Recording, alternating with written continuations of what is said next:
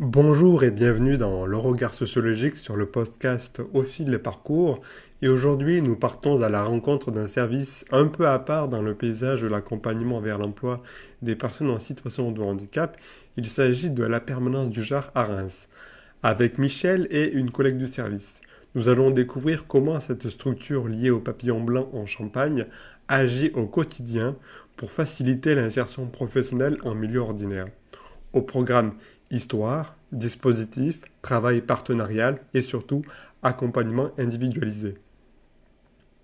Le service naît à la fin des années 90 dans une optique simple mais ambitieuse, aider les personnes en ESAT à sortir progressivement vers le milieu ordinaire.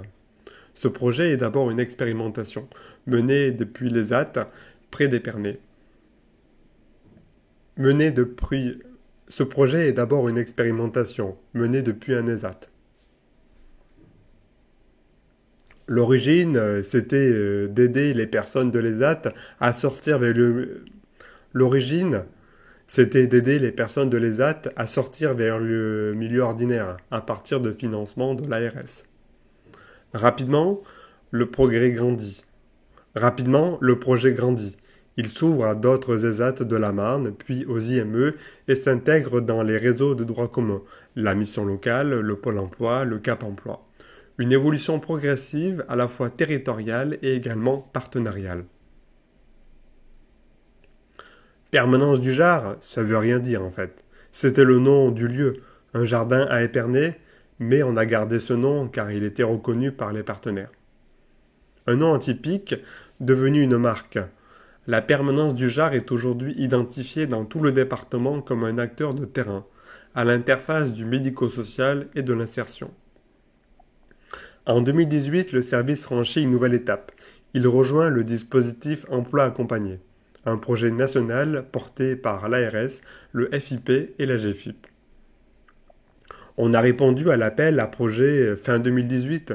On a commencé début 2019 avec un focus autisme dans la Marne. L'idée est de proposer un accompagnement renforcé et souple, ajusté au parcours de chaque personne. Dans le Grand Est, 4 modules structurent ce dispositif. Élaboration du projet, mise en place de stages, recherche d'emploi et accompagnement en emploi. Mais tout ne suit pas ce parcours linéaire. Certaines personnes arrivent déjà en emploi, d'autres n'ont pas encore de projet défini. Et c'est justement là que l'accompagnement prend tout son sens. On accompagne sur toutes les thématiques de la vie, la mobilité, la prise de transport. Ce n'est pas qu'une question de CV ou de contrat, c'est aussi une question de confiance, de rythme et de petits pas, et surtout d'individualisation. Le service ne cherche pas à placer rapidement, mais à construire durablement un parcours professionnel viable.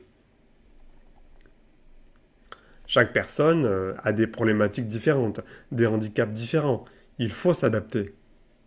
Donc, pas de modèle unique, pas d'oppression aux résultats immédiats, mais une présence, un engagement et une écoute. Ce travail d'accompagnement est rendu possible grâce à une pluralité de financements, l'ARS, la MDPH, l'Europe et l'emploi accompagné. Mais surtout grâce à un travail en réseau, avec les ESAT, avec les IME, les missions locales, Cap Emploi et également les entreprises. Il y a vraiment un volet entreprise qu'il faut développer. Sensibilisation, maintien, adaptation du poste. Autrement dit, l'insertion ne repose pas que sur la personne. Elle repose aussi et peut-être surtout sur la capacité des structures à coopérer, à ajuster et à faire le lien. Loin des approches standardisées, la permanence du JAR incarne une autre manière de penser l'insertion. Souple, individualisée, attentive aux ruptures et aux ponts à construire. Un exemple local, mais riche d'enseignements pour toute politique d'accompagnement durable. Merci à Michel et à toute l'équipe pour leur accueil.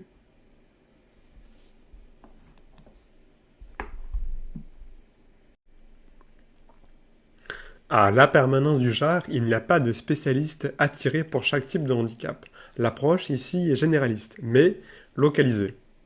On forme tout le monde à tous les handicaps. On sectorise les professionnels sur le territoire. 4 à Reims, 2 à Épernay et 1 à Chalon.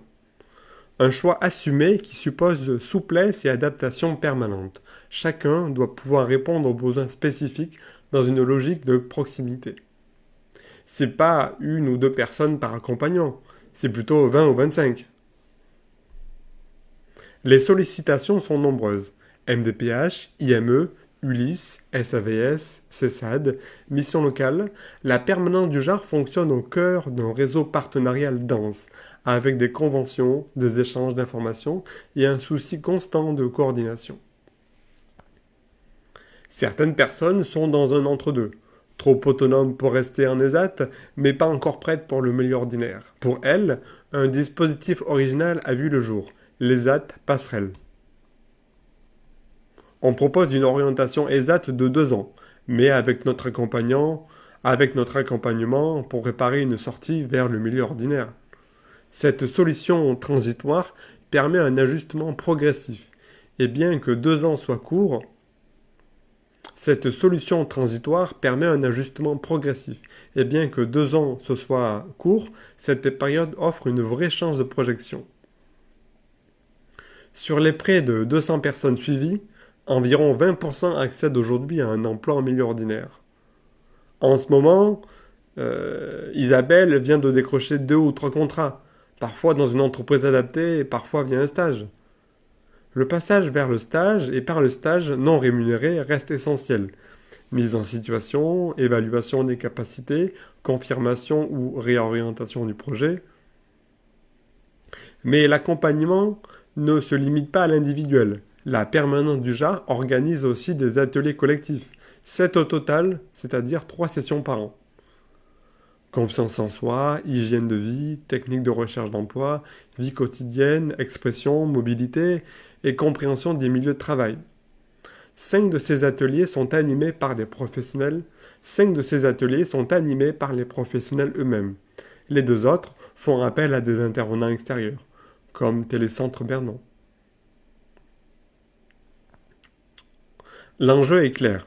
Développer l'autonomie, la communication et la capacité à se projeter dans un environnement professionnel. Quand ils sont en atelier, ils ne sont pas en accompagnement. C'est un peu compliqué des fois. Entre les ateliers, le job coaching en entreprise et les partenariats à entretenir, l'accompagnement individuel et l'adaptation constante, l'équipe fait preuve d'une résilience impressionnante. Ce que montre la permanence du JAR, c'est qu'il n'y a pas de parcours type. Il n'y a que des trajectoires, des bifurcations et des essais. Et pour que l'insertion soit possible, il faut une structure qui accepte l'imprévu, l'indétermination et le temps long. C'est tout l'enjeu de ce travail invisible, au croisement du social, de l'emploi, de la santé et de la pédagogie.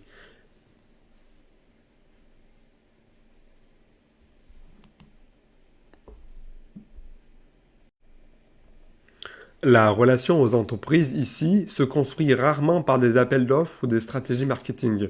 Elle se fait à l'ancienne, sur le terrain, par le biais des stages et grâce au relationnel. On peut faire du démarchage si besoin.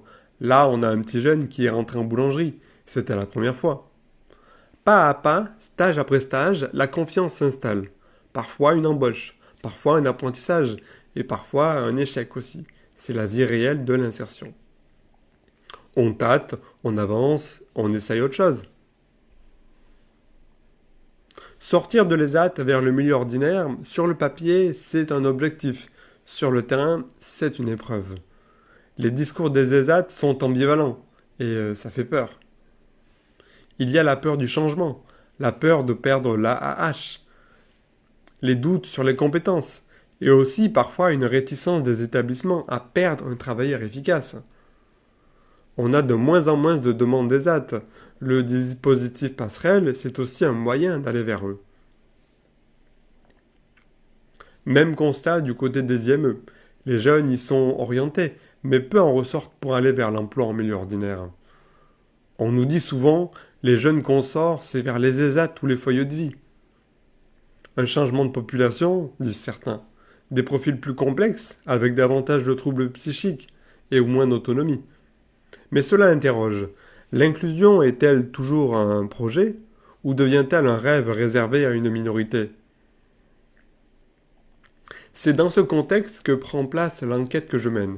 sur les parcours des jeunes en situation de handicap entre milieux protégés et milieux ordinaires, entre aspiration et réalité. Ce sont des jeunes, mais aussi des structures, des entreprises et des accompagnants. Un état des lieux, une tentative de saisir ce qui freine, ce qui bloque, ce qui transforme. Derrière les dispositifs, il y a des personnes, avec leurs choix, leur parcours et leurs convictions. Mon premier stage était à l'APF. J'ai continué les séjours vacances pendant plusieurs années. J'ai travaillé 11 ans en prévention spécialisée. Puis je suis revenu dans la Marne et j'ai rejoint la permanence du Jard. Des vocations qui se construisent dans l'expérience, dans la pratique, dans le lien. Des professionnels formés, engagés, mais souvent en tension entre la charge de travail et les besoins immenses du terrain. À travers cet échange, une chose devient claire. L'insertion professionnelle des personnes en situation de handicap est un processus fragile, lent, mais profondément humain.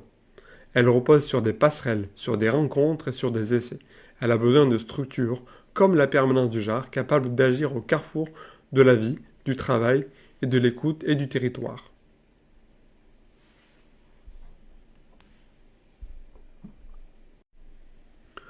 Le médico-social n'est pas un secteur tranquille. Les professionnels de la permanence du Jard le savent bien. Les difficultés, elles, sont multiples. Partenariats fragiles, injonctions institutionnelles, surcharge administrative. Quand on est ouvert à tous les ESAT, on leur demandait de nous financer. Et c'était chaud. Des tensions de gouvernance qui laissaient des traces, mais aussi des contraintes financières. Chaque prestation doit être justifiée, tracée et quantifiée. Et si on ne justifie pas bien, on peut perdre jusqu'à 7 000 euros. La permanence du Jard, c'est 7 professionnels sur tout un département. Un maillage large, des trajets longs et une grande autonomie exigée. Ce sont souvent des professionnels seuls, en autonomie, et il faut savoir prendre des décisions. Indépendants, investis et portés par un esprit d'équipe fort. Mais tout tient parfois à un fil. Perdre une personne, c'est risquer l'équilibre du service.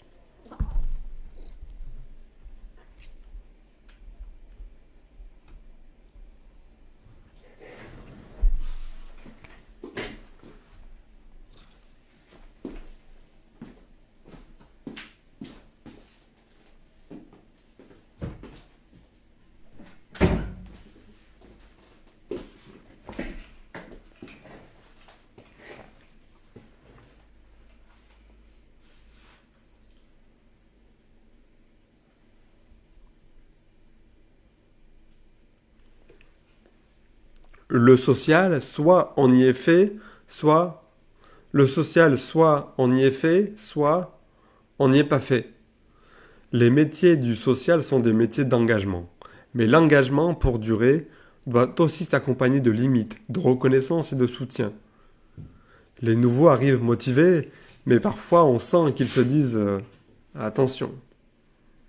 La passion ne suffit pas. Il faut des conditions de travail stables, une reconnaissance institutionnelle et des moyens. Le service n'a pas de financement garanti à l'année. Il dépend des actions réalisées, des partenariats engagés et des résultats prouvés. On n'a pas un financement comme un établissement. On doit atteindre des objectifs. Cela demande une énergie constante, car à chaque étape, il faut prouver que l'on est utile, prouver que l'accompagnement sur mesure change des vies. Ce que nous montrent les professionnels de la permanence du Jard, ce que nous montrent les professionnels de la permanence du Jard, c'est que l'insertion ne se décrète pas, elle se construit, pas à pas, stage après stage, rencontre après rencontre. Auridia, ce que nous montrent les professionnels de la permanence du Jard, c'est que l'insertion ne se décrète pas, elle se construit, pas à pas, stage après stage, rencontre après rencontre. Elle nécessite une structure agile, des professionnels impliqués et des institutions prêtes à assumer la complexité des parcours. Mais surtout, elle exige que l'on regarde les personnes non pas comme des cas à orienter, mais comme des trajectoires à accompagner. Heureusement qu'on ne fait pas partie des papillons blancs, sinon la permanence du Jard aurait fermé depuis longtemps. La permanence du JAR est un service rattaché à l'association des papillons blancs en Champagne. Mais ici, pas de bénévoles dans l'équipe. Ce sont des salariés formés, qualifiés et investis dans l'accompagnement de terrain. Non, chez nous, il n'y a pas de bénévoles. C'est un service avec des professionnels. Depuis peu, les Ulysses sollicitent de plus en plus la permanence du JAR. Le constat est sans appel. Un diplôme ne suffit pas à garantir l'insertion. Ils obtiennent un CAP avec beaucoup d'aide, mais un an après, ils sont souvent chez eux. Le monde scolaire pousse à la validation, parfois à tout prix, mais le lien avec le monde du travail est fragile, voire inexistant. C'est du bourrage de crâne avant l'examen. 15 jours après, ils ont oublié. Alors, qui fait le lien entre la fin de la scolarité adaptée et l'entrée dans la vie active? Souvent, personne. Ou alors, la permanence du JAR en bout de chaîne. Les Ulysses nous appellent en mai-juin. On a des jeunes, on ne sait pas quoi en faire. Un accompagnement de transition est indispensable, mais il arrive souvent trop tard, en urgence, quand le décrochage est déjà entamé. Il faut voir s'il y a des compétences et milieux ordinaires, et s'il y a une RQTH. La première étape, un entretien, puis ensuite un accompagnement, car c'est le terrain, les mises en situation qui révèlent les véritables capacités. On fait des stages pour permettre aux jeunes d'accepter leurs limites. Le stage devient alors un outil pédagogique autant que diagnostique. Il permet aux jeunes de se confronter à la réalité, parfois difficile mais toujours constructive. Certains jeunes arrivent avec des projets irréalistes.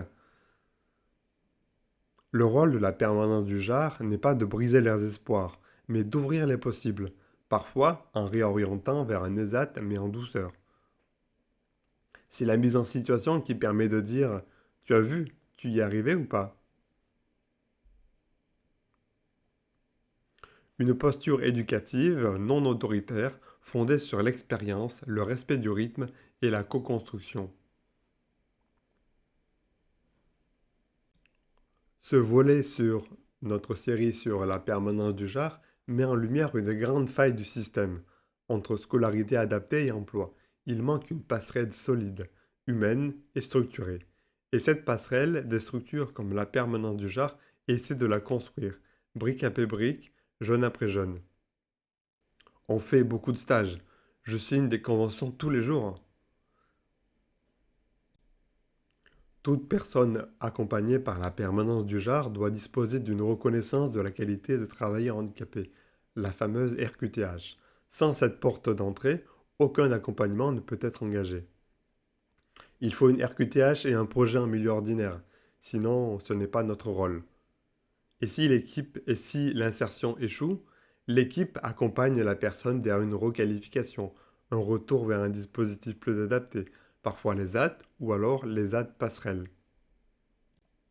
Et de ce fait, qu'est-ce qu'une insertion professionnelle réussie? Un CDI? Un contrat d'apprentissage? Une sortie du dispositif? Nous, on préfère que la personne soit épanouie plutôt que placée de force. C'est que tout colle, pas juste un contrat signé. Pour la permanence du JAR, l'insertion ne se résume pas à un emploi.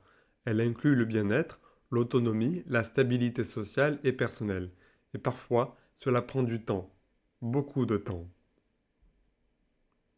Parfois, la santé se dégrade, alors on suspend, puis on reprend quand ça va mieux.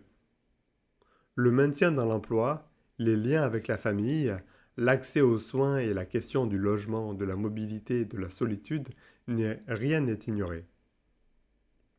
Une personne pas stabilisée mènera à l'échec son emploi. C'est un accompagnement intégral, où l'insertion est pensée comme un processus fluide, avec des allers-retours possibles, sans jugement. Mais ce travail de long terme est parfois invisible, incompris, voire mal perçu par les financeurs. On accompagne des gens depuis 10 ans. Ça, les financeurs, ils ont du mal à comprendre. Pour eux, l'accompagnement doit être court, ciblé, efficace. Mais la réalité est bien plus complexe. Et lorsque les ruptures sont brutales, sortie d'IME, arrêt d'un CFA, démission d'un ESAT, tout repart à zéro. Mais quand c'est anticipé, accompagné ou cadré, la confiance peut s'installer. Il faut apprendre à connaître les professionnels. La relation de confiance, c'est ça qui change tout. Aujourd'hui, les profils évoluent. Le handicap psychique prend de plus en plus de place. Les capacités intellectuelles sont là, mais l'imprévisibilité comportementale rend l'insertion difficile. Ils ont des capacités, mais c'est le comportement, le relationnel qui bloque. Autant de situations où l'adaptation du poste ne suffit pas. Il faut une vigilance constante, un appui souple, humain et professionnel.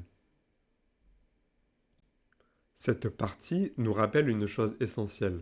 L'insertion professionnelle n'est pas un objectif abstrait. C'est un processus profondément humain qui exige écoute, confiance et continuité. Et s'il fallait résumer la philosophie de la permanence du genre en une phrase, ça serait ne jamais laisser une personne sans solution. Le handicap psychique bouleverse les repères. Il peut tout changer en une journée, parfois même en une heure. C'est ça. Même, mais même en une heure, contrairement à l'autisme ou à une déficience intellectuelle stable, les troubles psychiques peuvent être imprévisibles, exigeant des professionnels une vigilance constante et une capacité d'ajustement permanente. Trauma crânien, psy, autisme, chaque accompagnement est différent. Certains vivent avec leur handicap depuis toujours. D'autres voient leur vie basculer après un accident, une hospitalisation, une décompensation. L'acceptation est un enjeu crucial et central, et parfois le plus long à atteindre. Le trauma crânien, c'est très compliqué. Il faut accepter la diminution de ses capacités. Dans le cadre de ma thèse, rencontrer des jeunes accompagnés n'est pas si facile que ça. Cela demande de l'écoute, du volontariat et également de la confiance mutuelle. Tout dépend de la personne, de son envie et de sa capacité à témoigner. Les professionnels jouent ici un rôle de médiateur. Ils identifient les jeunes pour qui la parole peut être un appui et pas une charge. Le partenariat est la clé de voûte du travail d'accompagnement, mais il est aussi fragile. Il dépend souvent des personnes et pas des structures. Une personne s'en va dans la Une personne s'en va dans l'interaction professionnelle et boum, ça chute. Un contact parti à la retraite, un lien rompu, et c'est tout un maillage qui se désorganise. On avait un super partenariat avec la mission locale, puis la personne est partie. Ce thème nous montre à quel point l'accompagnement est un travail de relation, de contexte, de lenteur et d'écoute. Il n'y a pas de solution miracle, il n'y a que des professionnels engagés, des parcours fragmentés et des ponts qu'il faut bâtir encore et encore. Dans le médico-social, ce ne sont pas toujours les structures qui font le lien, ce sont les personnes. Et quand une personne clé s'en va, parfois tout s'effondre. Une personne s'en va, on perd le contact et ça repart pas. Derrière chaque réussite, chaque projet qui tient, il y a souvent une personne de confiance. De ce fait, tous les partenaires se rassemblent pour voir qu'est-ce qu'on peut proposer à ce jeune. La plateforme 15-25 ans, initiée par la MDPH, réunit les missions locales, les IME, les ESAT, les CESAD, les CCAS, le Pôle emploi et également la permanence du genre. L'objectif, c'est de trouver collectivement une issue quand plus rien ne semble possible. Mais il arrive que malgré tous les efforts, aucune solution ne fonctionne, soit parce que la personne refuse tout accompagnement, soit parce que les besoins sont mal cernés. On sent qu'il y a un truc qui ne va pas, mais on n'arrive pas à dire quoi. Et on a de la chance d'avoir une neuropsie à 30%. Parfois, elle éclaire complètement une situation. Une évaluation fine, posée, professionnelle peut tout changer. Elle peut débloquer une situation figée, permettre de comprendre pourquoi ça ne fonctionne pas, et de ce fait ouvrir de nouvelles pistes. Certaines personnes savent qu'elles vont mal, mais ne savent pas pourquoi. Je sais que j'ai des problèmes, mais je ne sais pas ce que j'ai. Et tant que ce flou n'est pas levé, aucun accompagnement durable n'est possible. Nommer, comprendre et évaluer, c'est déjà commencer à construire. Ils pensent qu'ils peuvent, mais ils ne savent pas qu'ils ne peuvent pas. C'est peut-être là le plus grand défi de l'accompagnement, faire émerger une conscience lucide de ses propres capacités, sans briser l'élan. Ce thème, ce thème nous rappelle que l'insertion, ce n'est pas un parcours linéaire, c'est un processus incertain, exigeant et collectif. Et s'il fallait résumer ce que rend possible la permanence du genre, ce serait ceci. Créer les conditions pour que créer les conditions pour que même quand tout semble bloqué, il reste un lien, une écoute, une possibilité. Merci à toute l'équipe de la Permanence du Genre pour leur confiance et merci à vous pour votre écoute fidèle. Et à bientôt pour une nouvelle série.